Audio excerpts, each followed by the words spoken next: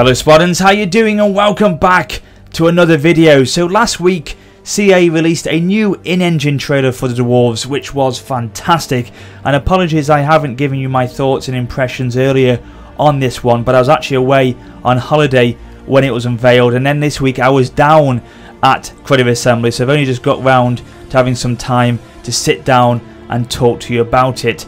So over the last few weeks we've been building up to this moment really, with that teaser trailer showing us a short snippet of this actual trailer, and then the introducing video giving us a sort of an overview of some of the units and weapons which will be available in the game.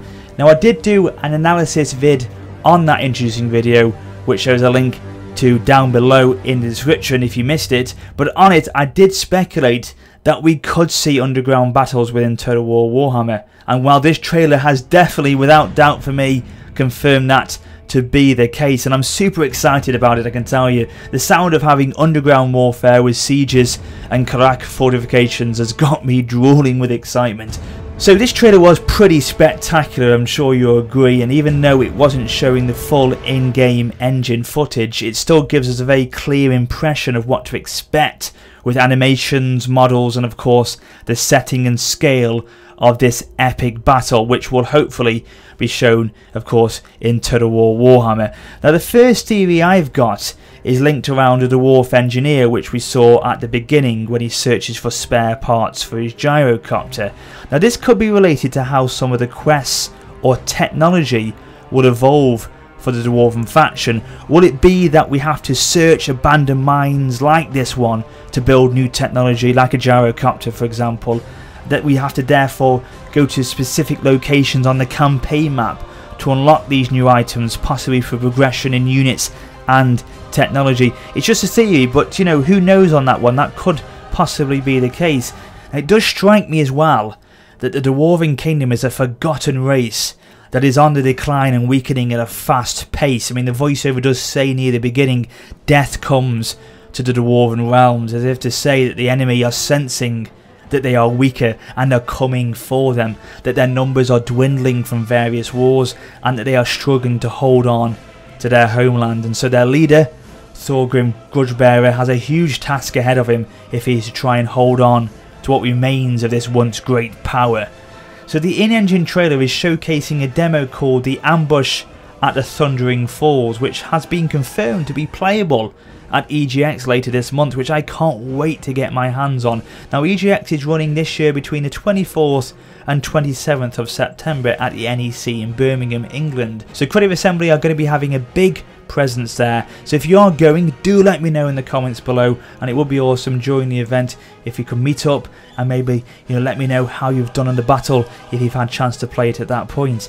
So frequently in this trailer it shows Thorgrim talking and poring endlessly over the great book of grudges. Now I was thinking about this, and I could be way off here, but I've always seen the Dwarves in fantasies to be a very obsessive race in a lot of ways. Their lust for mining and greed for jewels in the deep has always hindered them in a lot of ways, and I feel that this could be the same with Thorgrim and the Book of Grudges.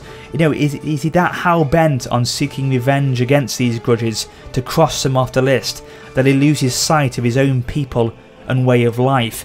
Therefore, will this impact the campaign within the game for them in terms of diplomatic relations with other factions and penalties towards their own faction traits possibly? You know, share me your thoughts about this below, but maybe I'm way off, but it does sound kind of plausible.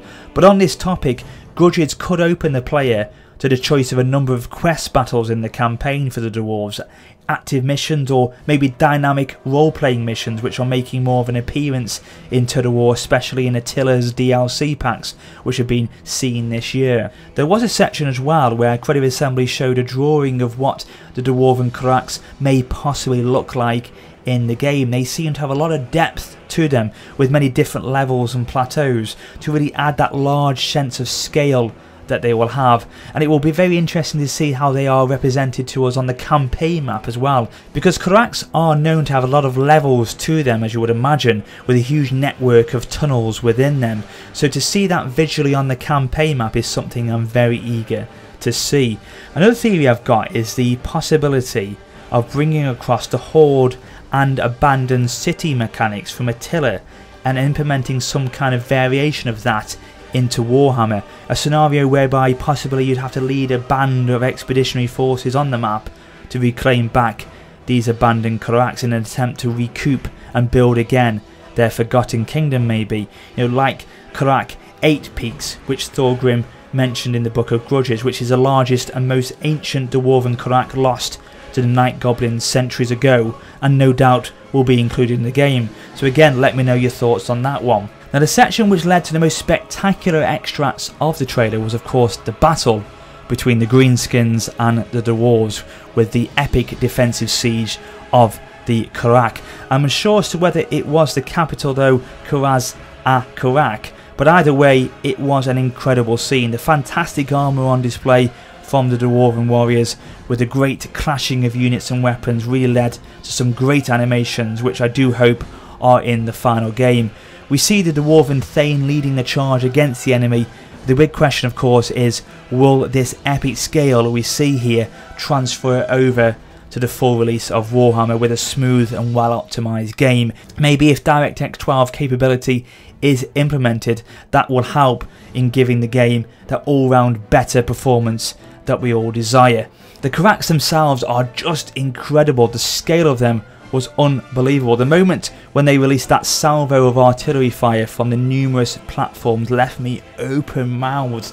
Could the Dwarves be the ultimate siege defenders in Warhammer? This certainly leads for them to have a strong case. They seem completely impenetrable. It'd be very interesting to see how the attacking players will have to approach these battles and sieges. What will they have at their disposal in order to aid them in taking the walls? And with the Dwarves themselves, will they be able to possibly interact with the environment around them, for example, and use the walls of the Karak as cover and protection against the enemy maybe? And like in Attila, will the defenders have deployables which can be placed to aid in the defence, like barricades or artillery emplacements such as the awesome organ guns which we saw in the trailer? But as well as seeing how the Karaks will be represented on the campaign map, as I said earlier, I hope the game artists design a number of different styles for them, and it will allow us to upgrade these strongholds as we progress throughout the campaign itself with progressive levels, maybe adopting a similar approach to fortifications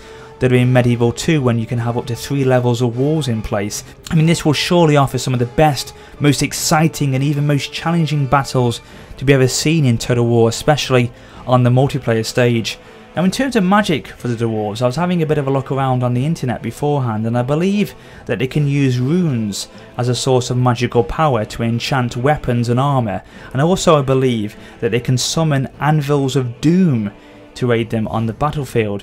I feel as well that the Dwarves will have more protective as opposed to offensive magic at their disposal to mirror their defensive formations and style in battle. I would imagine as well that magic will be much more limited underground, with the winds of magic not being able to flow as much down in the deep, so surely spells like the Comet of Cassandra, for example, won't be able to be cast. And of course the gyrocopters we saw in the battle looked absolutely fantastic. It was great to be shown some aerial combat, and I'm really looking forward to controlling these in the game. Dropping bombs on the lines of enemies will be absolutely awesome.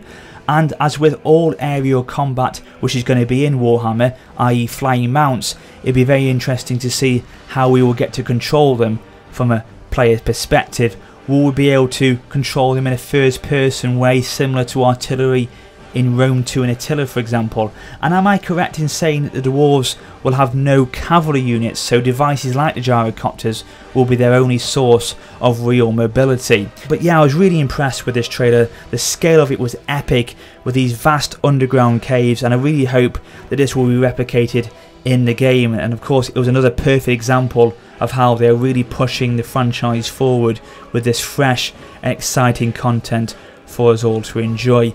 As for what's next from Creative Assembly, I reckon we'll see a walkthrough demo of this battle, much like we did with the Battle of Blackfire Pass, and then maybe the process that we've seen so far for content released about Warhammer will be repeated for the Greenskins and the Vampire accounts. After that, hopefully we'll get to see the campaign map in action, and I'm very excited about that. But apologies I was slow getting this out to you, but I am glad I got to share it with you in the end. And please, as I say, let me know your thoughts about this trailer and anything I mentioned in this impressions video. However, I will definitely look to get any more information out to you guys much quicker going forward. But do stay tuned, as good things are coming, ladies and gentlemen.